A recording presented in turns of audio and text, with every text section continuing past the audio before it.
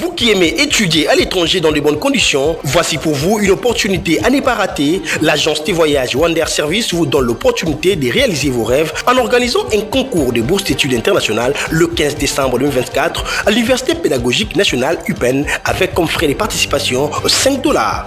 Yo mutolobaka na linatanga en États-Unis, Canada, Belgique, Italie, libaku kitoko yangoyo eyelio. Ah oui, to bengi yango bourse d'études internationales avec bande konabiso ya Wander Service.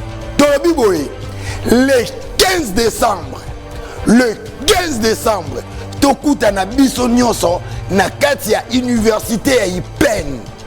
Esika wapi concours na biso eko salama. Droit de participation babwa kimbongoti $5 ya pamba.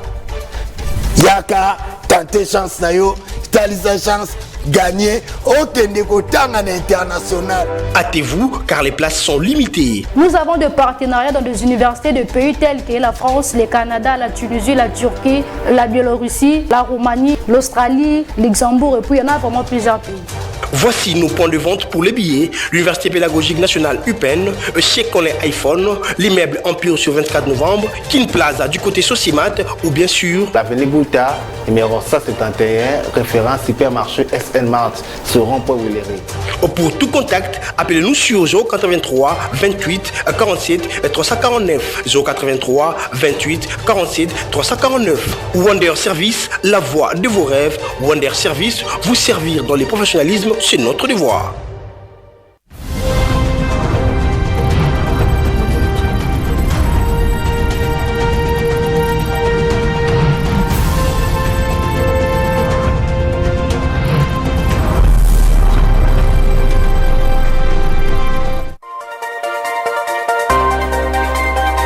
Conférence annuelle des Nations Unies sur le changement climatique COP29 à Bakou, capitale d'Azerbaïdjan. La Première ministre Judith Suminwa mobilise les soutiens internationaux pour la République démocratique du Congo.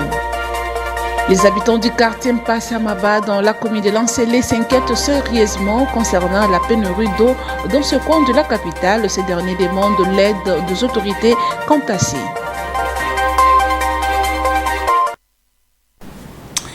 Il est l'heure de vous informer, mesdames et messieurs, bienvenue dans cette session d'information dans l'actualité, conférence annuelle des Nations Unies sur le changement climatique COP29 à Bakou, capitale d'Azerbaïdjan. La Première ministre Judith Suminwa mobilise le soutien international pour la République démocratique du Congo. Suivez les détails avec Julien Wamba. Présente à la conférence annuelle des Nations Unies sur le changement climatique COP29 à Bakou, la première ministre Judith Suminwa tient une série d'échanges avec plusieurs dignitaires mondiaux sur la coopération bilatérale et la lutte contre le changement climatique. Au cours de cet événement mondial, la première ministre congolaise a échangé mardi 12 novembre avec les ministres britanniques en charge des affaires étrangères pour l'Afrique et la secrétaire générale adjointe des Nations Unies, Noura Amladji. Elle a pris contact avec Denis Sassou Nguesso et Nana Akufo-Addo, respectivement président du Congo-Brazzaville et du Ghana. Dans la même veine, la première ministre a été reçue par la secrétaire générale adjointe des Nations Unies en charge du suivi de la mise en œuvre des engagements pris dans le cadre des négociations sur le climat. Notons que la COP29 se tient du 11 au 22 novembre à Bakou, en Azerbaïdjan. La première COP s'est déroulée en 1995 à Berlin, en Allemagne. L'année dernière, la COP28 s'est tenue à Dubaï, aux Émirats arabes unis. Toujours dans l'actualité, la société civile Force Vive de la République démocratique du Congo, à l'heure de la clôture du Forum de la paix et de la sécurité, appelé l'Assemblée nationale à lever l'état de siège et à formuler d'autres recommandations au gouvernement. Suivez Maître Néné Bintou qui a lu la déclaration au micro des copains Koutoumissa. D'effectuer une mission de compassion dans les provinces de l'Est en proie à l'insécurité et parler aux troupes au front afin de remonter leur morale. Au Parlement, de lever l'état de siège comme demandé par les souverains primaires et renforcer les opérations militaires. L'Assemblée nationale de lever l'état de siège et d'enjoindre à la CENI de réaménager son calendrier électoral en parachevant tous les scrutins restants organisés dans les ETD et ordonner l'audit de ces comptes pour les opérations déjà clôturées. Au gouvernement de la République de rendre obligatoire la mise en place du comité de suivi et d'évaluation pour tous les projets, pour tous les grands projets exécutés dans toute la République démocratique du Congo, d'assainir le climat des affaires pour encourager les investissements et résorber le chômage chez les jeunes, améliorer les conditions sociales des agents de l'État, notamment les enseignants qui traversent en ce moment une misère indescriptible à cause du maigre salaire qu'ils reçoivent. Apporter urgemment de l'aide humanitaire aux déplacés qui vivent dans des conditions infra-humaines, exiger aux entreprises minières et auteurs entrepreneurs de grands projets d'investissement ou d'exploitation des ressources naturelles le respect des normes environnementales et mettre en place un mécanisme d'atténuation des impacts environnementaux, ainsi de suite. En envoyant FARDC et vrai Ouassalendo au front, de continuer à défendre l'intégrité territoriale malgré les conditions difficiles du moment. Lors de ces forums sur la paix et la sécurité, Monseigneur Donatien Tcholé a appelé la société civile à accompagner le peuple d'UNMO pour l'intérêt de la nation. Suivez Monseigneur Donatien Tcholé au micro de Kopé Koutoumissa une fois de plus. Il m'a précédé en parlant, il a montré quand même dans quelle dynamique la société civile Église catholique travaille pour la consolidation de la démocratie. Je commencerai par dire la motivation qui amène l'Église, les pasteurs à s'engager dans ces combats. C'est simplement le bien de leurs brebis qui constitue la population politiquement gérée par le gouvernement du pays. Les évêques ont déjà noté il y a quelques années que les différents systèmes, avant même Tshisekedi, les différents systèmes de gouvernance qui se sont succédés n'ont pas réussi à mettre l'homme congolais au centre de ses préoccupations. Comme conséquence, un pays scandaleusement riche, mais où les gens vivent scandaleusement pauvres.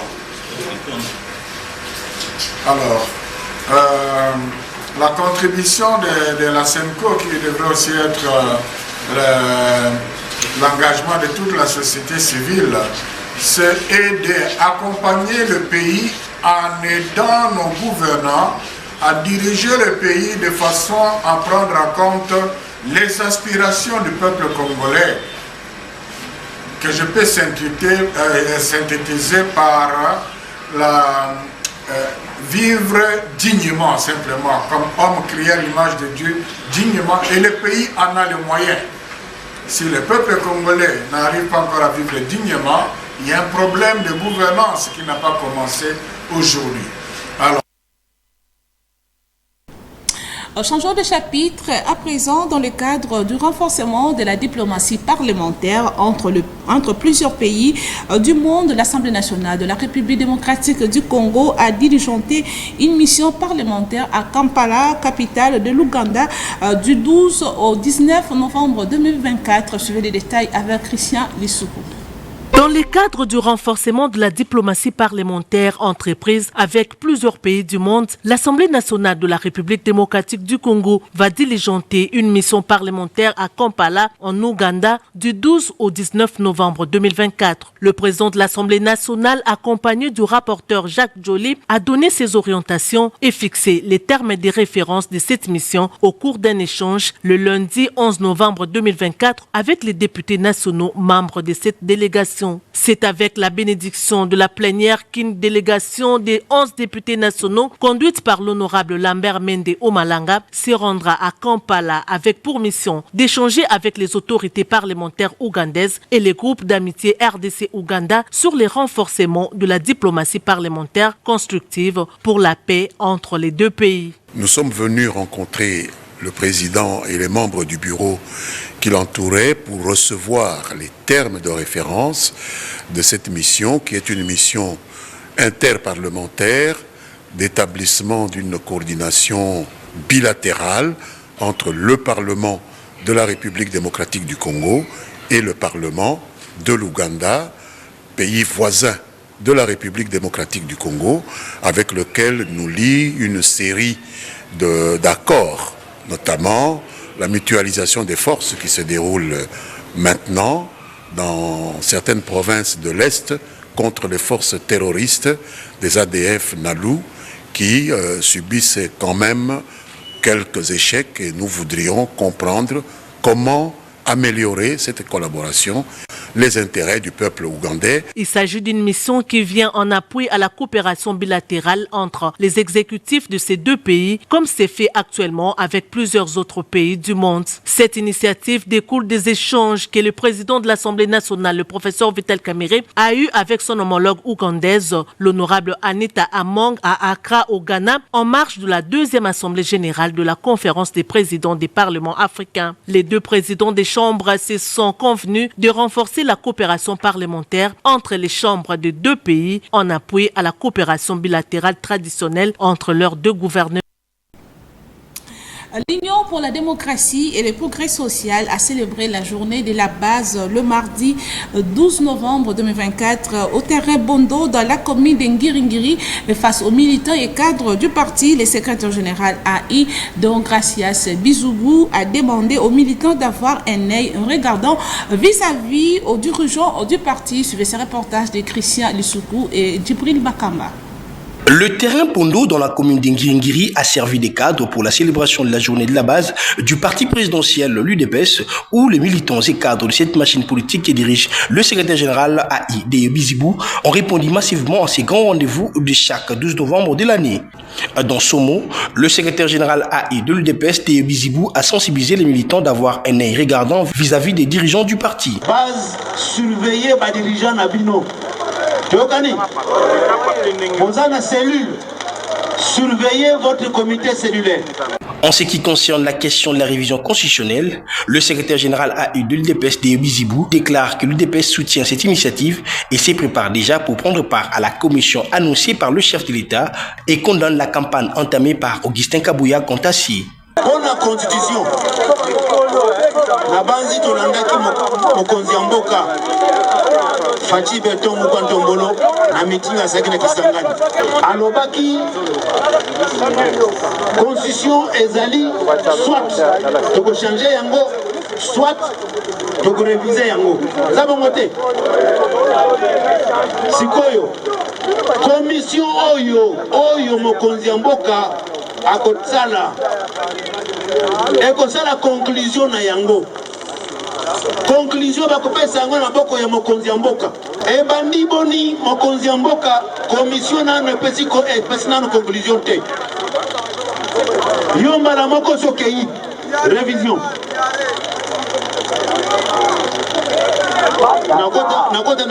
Nakota na détail te. Rappelons que cette date du 12 novembre, l'UDPS célèbre le retrait de la signature du président actuel, Félix-Antoine Tshisekedi-Tshilombo, à l'accord de Genève pour la présidentielle de 2018.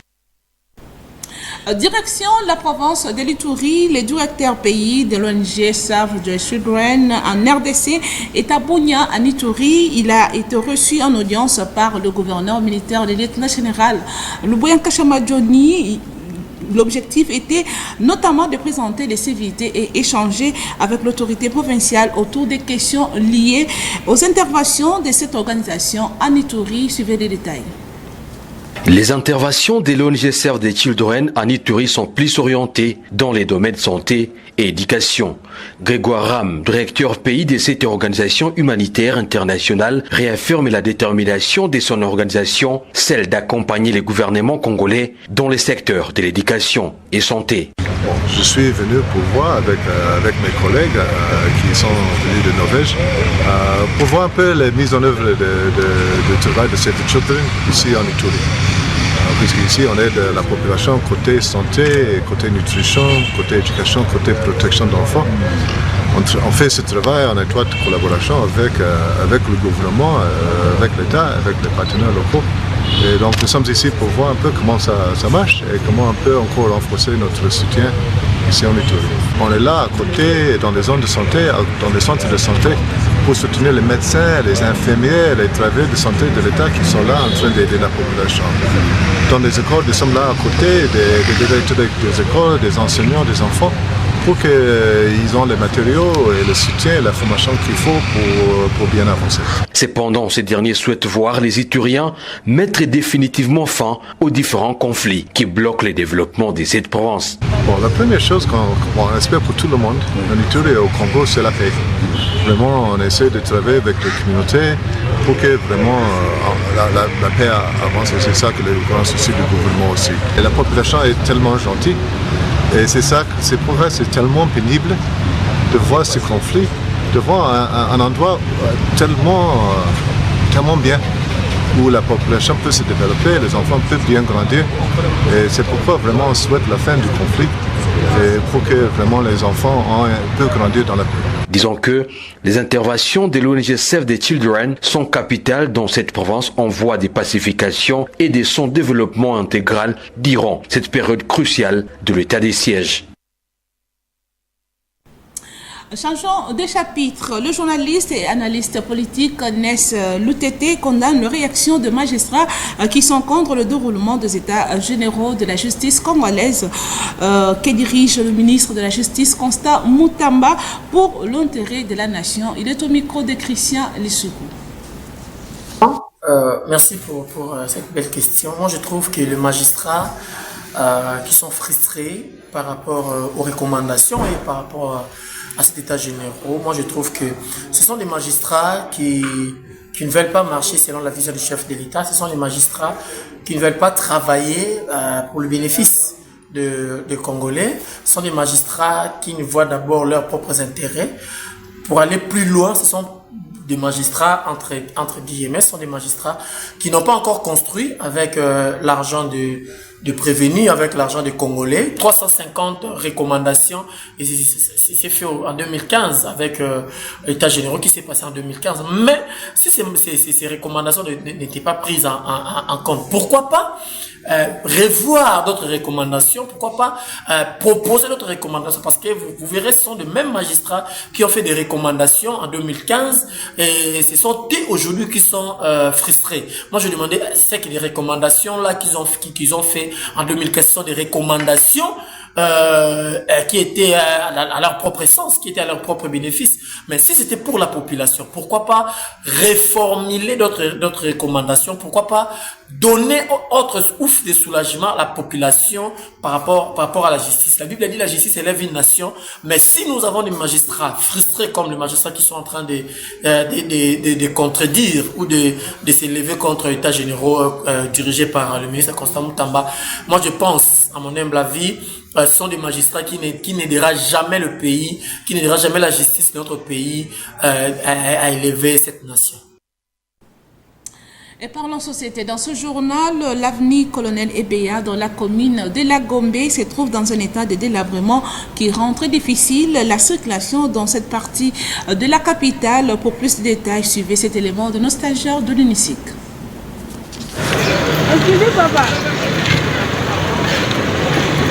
L'avenue Colonel Ebeya, située dans la commune de la Gombe, non loin même de l'hôtel de ville de Kinshasa, se trouve abandonnée à son triste sort au vu et au su de tout le monde. À en croire, les usagers de cet axe routier est depuis un temps relativement long que les travaux de réhabilitation de cet axe routier ont été arrêtés sans cause. Entre-temps, ils éprouvent d'énormes difficultés pour emprunter cette voie.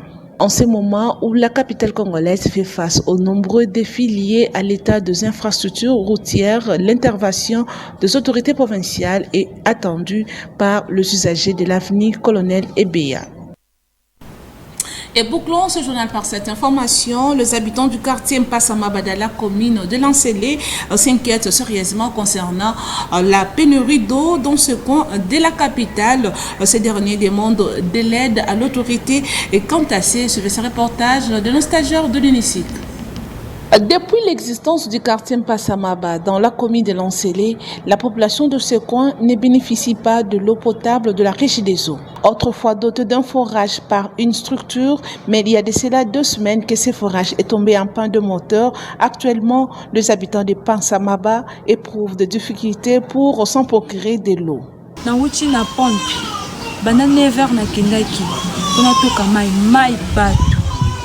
mai ya sirap totokaka ezobima te 2 semaines yango nini forage yango mpe tozotoka na bato soki oke ntongo te oke neti ba 9h wana ti siko natoki te bato mpo moto akangelanga to azalaki te nake retard natoki te koto mai pasi mai oyo bandaki kosunga biso ezobima te tozonyokama na mai nyonso pasi na pasi yango naye koyebisa bino koyebisa bakonzi ya mboka baluka biso solution na makambo ya mai na mpasa mai bakotela biso bareside ezo bakotela biso bamai esunga biso population bazosofrir makasi koto mai ma plein milelo on j'ai mal souté on va vraiment boulou mais boulou appelle la passe fort. Aux autorités de la régie de distribution d'eau de jouer pleinement leur rôle à fournir d'eau potable aux habitants du quartier Mpassamaba car l'eau c'est la vie, dit-on.